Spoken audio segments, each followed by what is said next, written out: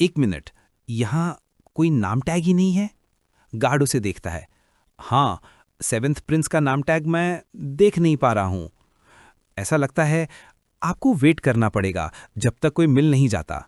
Seventh Prince के मन में एक ही ख्याल आता है, ये जरूर उन 6 क्लैंस की कोई घटिया चाल है। मगर चेहरे पे कोई शिकवा ना लाते हुए वो शांति से कहता है, मैं समझ गया, मैं इंतजार कर लूंगा। वो एक तरफ हट जाता है सोचते हुए, क्या ये लोग मुझे अपने साथ एक लाइन में भी खड़ा नहीं देख सकते?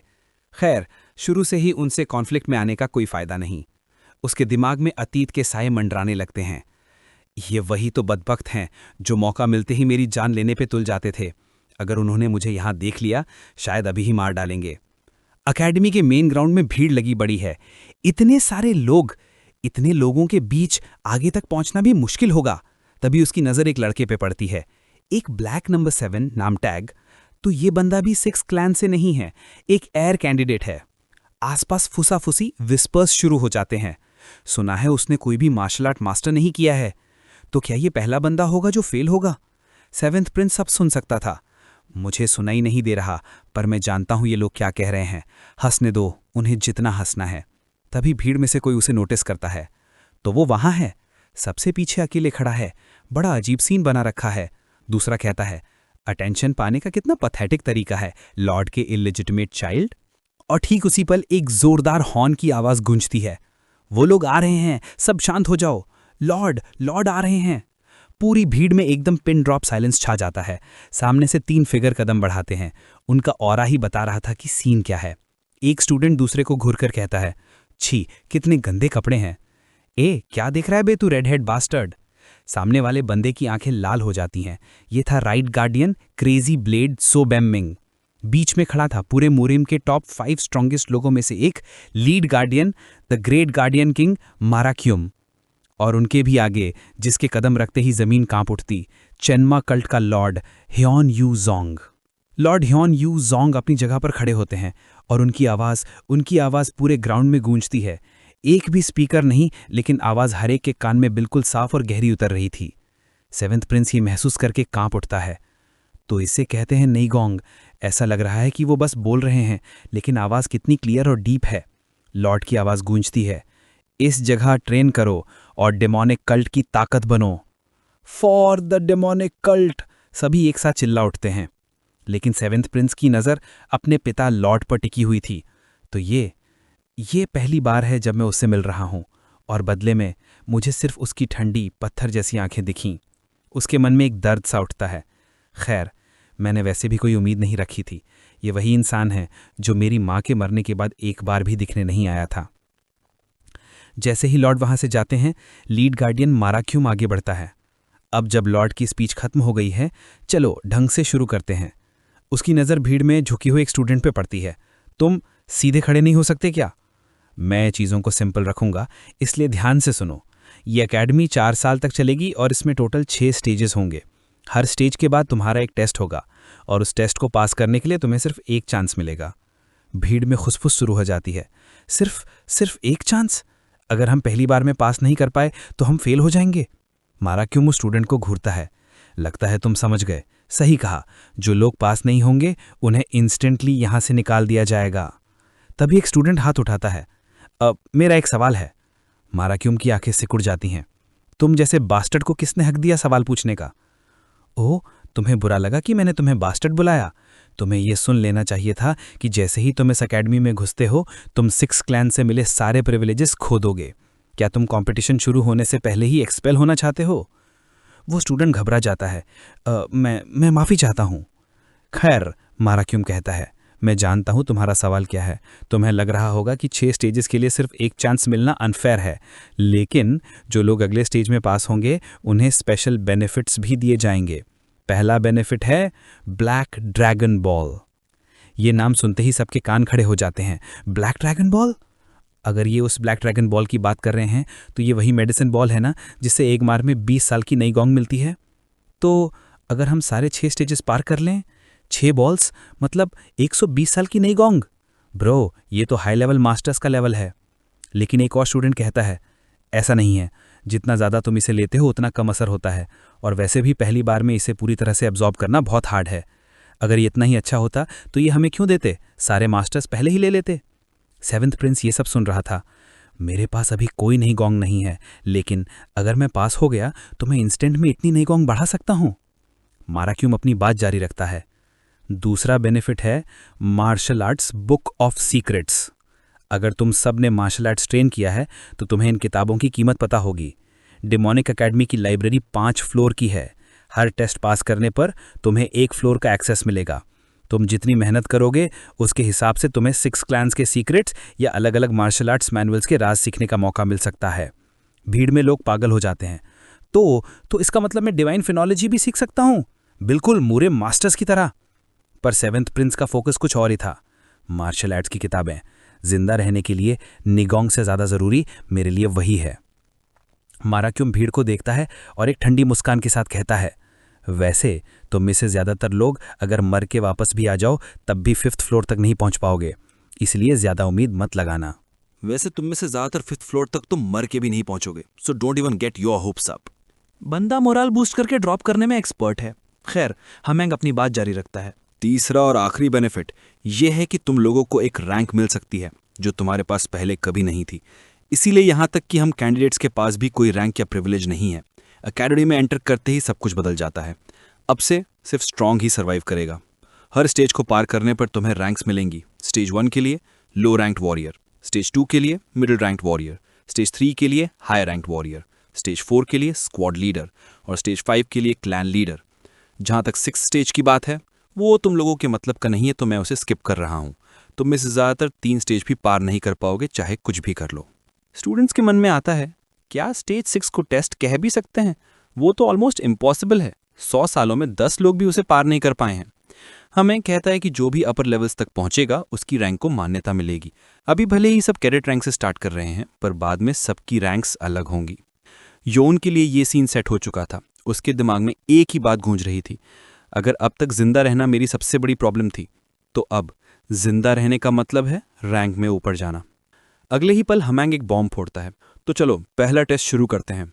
स्टूडेंट्स की फट जाती है। पहला टेस्ट अभी? आंट वी सपोज टू कुछ सिखाना नहीं था पहले? हमेंग दहाड़ता है। जैसा मैंने कहा, जो इस टेस्ट में फेल हुआ वो अकेडमी से सीधा बाहर। वो लोग लो रैंक वॉरियर कहलाने के लायक भी नहीं है। पहला टेस्ट तुम्हारी बेसिक स्किल्स का है। हमारी स्कूल का वॉरियर बनने के लिए तुम्हारे पास कम से कम बेसिक नीगोंग होनी ही चाहिए। तुम में से जिनके पास बेसिक नीगोंग नहीं है उन्हें खेती बाड़ी या दूसरे गंदे काम करने भेज दिया जाएगा। तो मरने के लिए तैयार रहो। नहीं, वैसे हमें गंदे काम करने वालों की जरूरत तो है, so don't try too hard. हाँ, योन के दिमाग की नस फट जाती है। डैम इट, उसे पूरा प्लान समझ आ गया था। तो ये रीजन था, इसीलिए 6 क्लैंस की उन औरतों ने मुझे नीगोंग ना सीखने की कसम दिलवाई थी, ताकि वो ये पहला टेस्ट ही फेल हो जाए और कल्ट के सबसे निचले तबके में फेंक दिया जाए, जहां कोई भी कभी भी उसे आसानी से मार सकता था। दूसरी तरफ चुन मुक्यम जो फ्रंट रो में खड़ा था, मन ही मन खुश होता है, जिसका भी आइडिया है काफी सॉलिड है। अब मुझे इस कचरे को खुद मारने की जरूरत नहीं पड़ेगी। तभी स्टेज पर एक औरत की एंट्री होती है। ये थी डेमोनिक कल्ट की 5th एल्डर, साउंड क्लैन की लीडर हैंग सू यू। हमेंग अनाउंस करता है, ये शख्स पहला टेस्ट ओवरसी करेंगी। ये है साउंड क्लैन की लीडर और हमारी 5th एल्डर हैंग सू यू। साउंड क्लैन की लीडर? योनी देखता है कि उनका नाम सुनते ही सारे स्टूडेंट्स घबराकर अपने कान बंद कर लेते हैं। ये लोग अपने कान बंद क्यों कर रहे हैं? हमेंग एक्सप्लेन करता है, अगर 5th एल्डर ने अपनी असली म्यूजिकल एनर्जी वेव चला दी तो तुम जैसे छोटे बच्चे एक पल नहीं टिकोगे। लेकिन टेंशन मत लो, वो तुम सबके लिए इसे कंट्रोल करेंगी। फिर वो योन की तरफ देखकर एक और ताना मारता है, अगर किस्मत अच्छी रही तो शायद तुम बिना नी गोंग के भी सह जाओ। योन का खून खौल जाता है। Damn it. Hang Sue Yu आगे बढ़ती हैं और कहती हैं, जिन लोगों में थोड़ी सी भी नी गोंग है वो 1 मिनट तक सह लेंगे। तुम में से जो भी 1 मिनट तक बिना बेहोश हुए टिका रहा वो ये पहला टेस्ट पास कर जाएगा। और टेस्ट शुरू होता है। जैसे ही पहली धुन बजती है, टिंग। मैं कान बंद करके भी सुन सकता हूँ। छोटे क्लैंस के स्टूडेंट्स एक के बाद एक ढेर होना शुरू हो जाते हैं। सिर्फ 6 क्लैंस के कैंडिडेट्स और हायर रैंक क्लैंस के बच्चे ही टिके हुए थे। मुक्यम बदफुल चिल मोड में था। बस कानों में हल्की चुभन हो रही है। लेकिन अगले ही पल हैंग सू यू की उंगलियां इंस्ट्रूमेंट पर तेज हो जाती हैं। वो गुस्से में लग रही थी। उसके दिमाग में एक ही सवाल था, ये अब तक गिरा क्यों नहीं? वो घूर रही थी सीधा योन को। आधी से ज्यादा फील्ड साफ हो चुकी थी। कुछ स्टूडेंट्स को इंटरनल इंजरीज भी हो गई थी। लेकिन योन, वो टी पोज करके खड़ा था, बिल्कुल शांत। ऐसा लग रहा था जैसे उसे कोई फर्क ही नहीं पड़ रहा। तभी उसके दिमाग में नैनो की आवाज गूंजती है, sensing powerful high and low frequency waves from the instrument, possibility of serious damage to your body, activated emergency defense mode to block the sound waves. योन के होश उड़ गए। तो तुमने मेरे लिए साउंड म्यूट कर दिया? That's right. I have temporarily stopped your body's function to sense sound. तो मैं तुम्हारी आवाज कैसे सुन रहा हूं? The information is being sent directly to your brain. भाई ने सीधा गॉड मोड पैच डाउनलोड कर लिया था। अकेडमी का पहला टेस्ट जिसे योन को फेल करने के लिए बनाया गया था वो उसके लिए सबसे आसान बन चुका था। हैंग सुयू का पारा चढ़ जाता है, वो म्यूजिक और इंटेंस कर देती है। उसकी पावर इतनी बढ़ जाती है कि अब 20 साल की नीगोंग वाले भी स्ट्रगल कर रहे थे। हमेंग भी ये सीन देखकर हैरान था। इसे तो नीगोंग नहीं आती थी, पर ये इतना स्टेबल कैसे है? बाकी स्टूडेंट्स के कानों से खून निकलना शुरू हो गया था। मुक्युम की भी अब हालत खराब हो रही थी।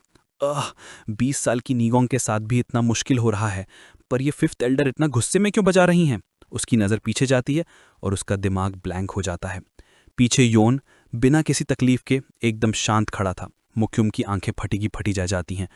How can that bastard with no neigong be completely fine? वो थका हुआ भी नहीं लग रहा। मुक्युम के दिमाग में बस एक ही लॉजिकल कंक्लूजन आता है, ही हैड नीगोंग। पर ये वॉन जो अभी भी एकदम शांत खड़ा था, उसकी आंखें दूसरे एयर्स और हैंग सो यू के चेहरों को स्कैन कर रही थीं। मैं कुछ सुन तो नहीं सकता, लेकिन मैं उनकी नफ़रत देख सकता हूँ। उनके चेहरों पर गुस्सा, हैरानी और नफ़रत साफ दिख रही थी। इनका प्राइड बूंड हो गया है, ये सोचकर कि मैंने बिना नेगोंग के इतनी देर सह लिया।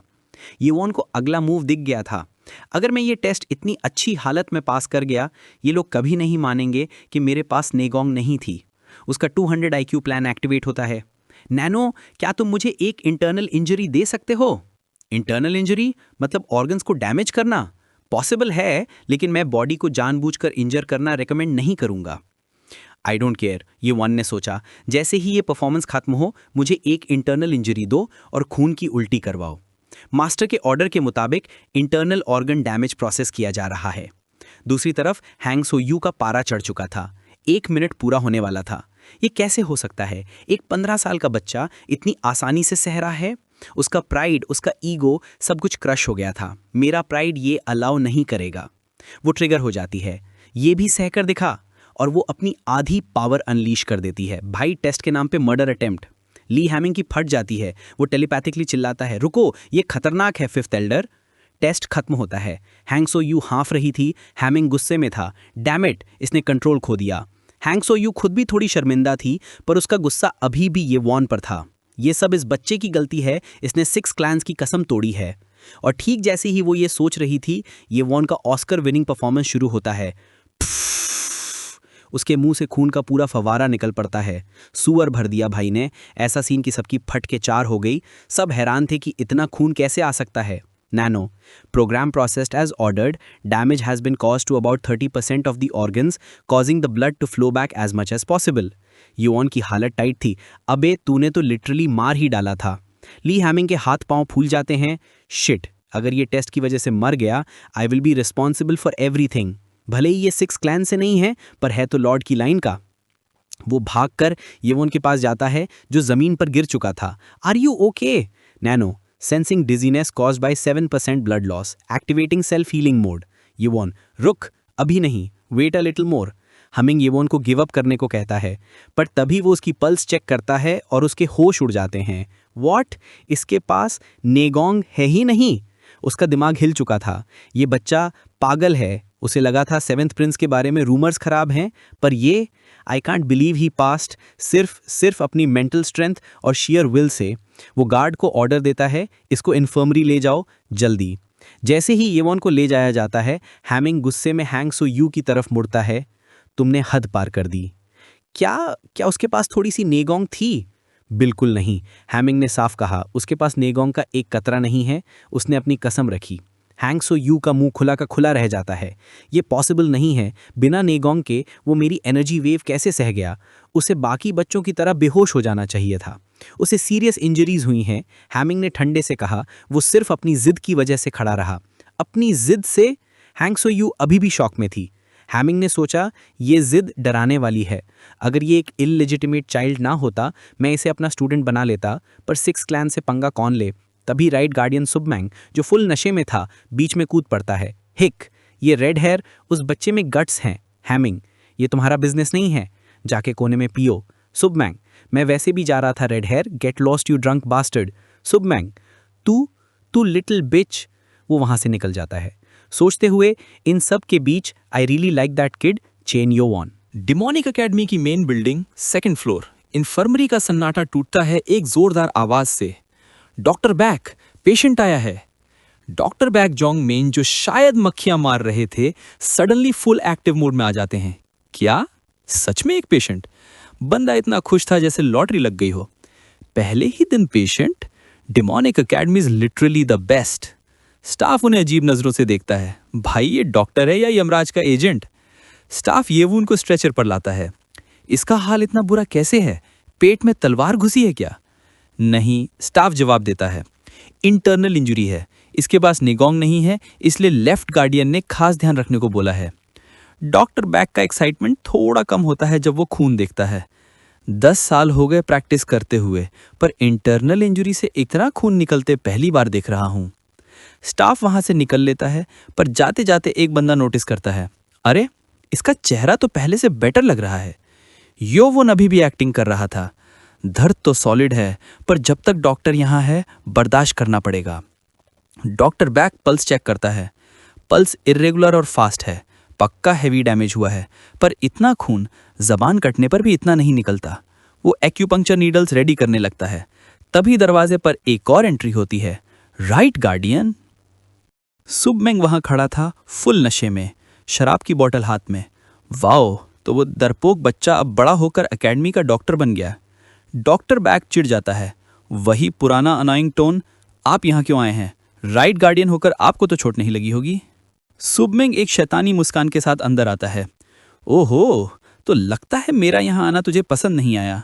फिर उसकी नज़र सीधा येवून पर पड़ती है। ओह, जरा इसे देखो, काफ़ी इंटरेस्टिंग बच्चा है ना?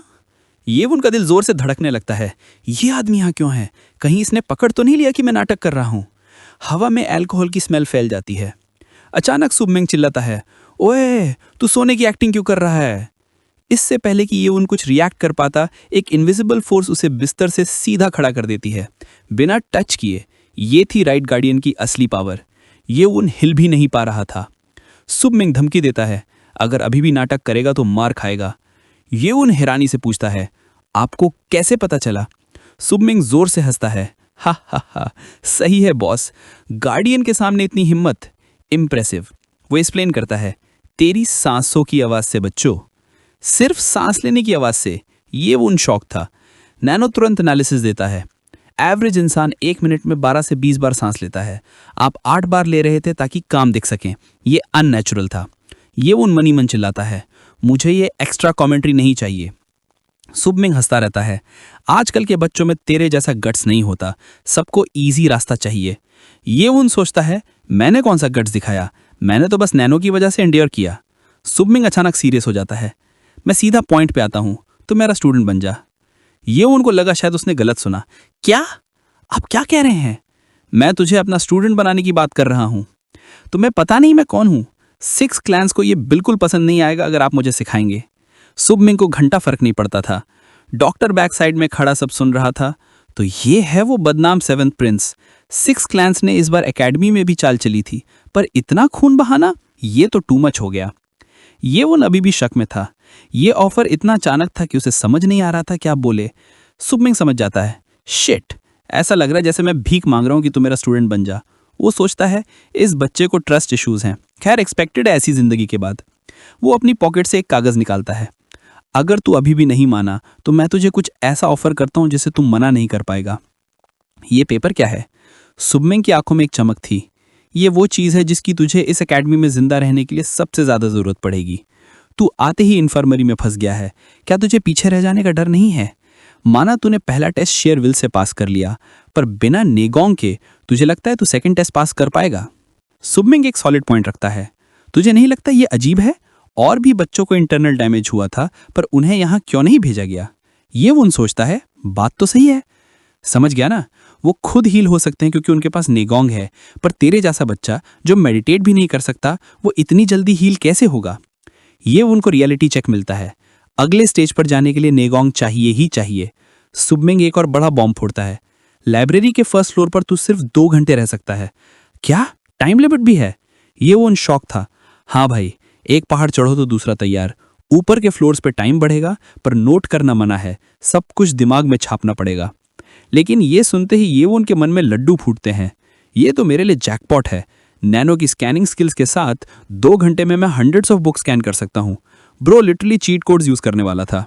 सुबमेंग कहता है, तेरे लिए जिसके पास नेगोंग नहीं है, ये 4 साल नरक होने वाले हैं। ये उन पेपर की तरफ देखता है, ये ब्रेथ ऑफ नेगोंग है ना? सुबमेंग हंसता है, हा, तू इतना भी डम नहीं है, सही पकड़े हैं। मेरा स्टूडेंट बन जा, मैं तुझे अभी के अभी ये सिखा दूंगा। ये उन अपना डिसीजन ले लेता है। 6 क्लैंस के थ्रेट से बचने के लिए उसे एक पावरफुल एलाई चाहिए था, और ये वही मौका था जिसका उसे बरसों से इंतजार था, नेगोंग सीखने का।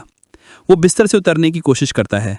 चैन का खून लॉर्ड के अलावा किसी के सामने नहीं झुकता। सुबमिंग उसे रोकता है, आज आराम कर और इस ब्रेथ ऑफ नेगोंग के पॉइंट्स याद कर ले।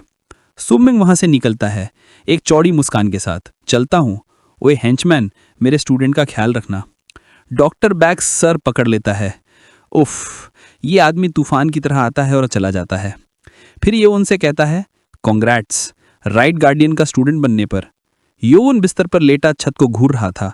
माँ, गार्डजैंग, इस दुश्मनों से भरी जगह में आखिरकार कोई मेरे साइड है।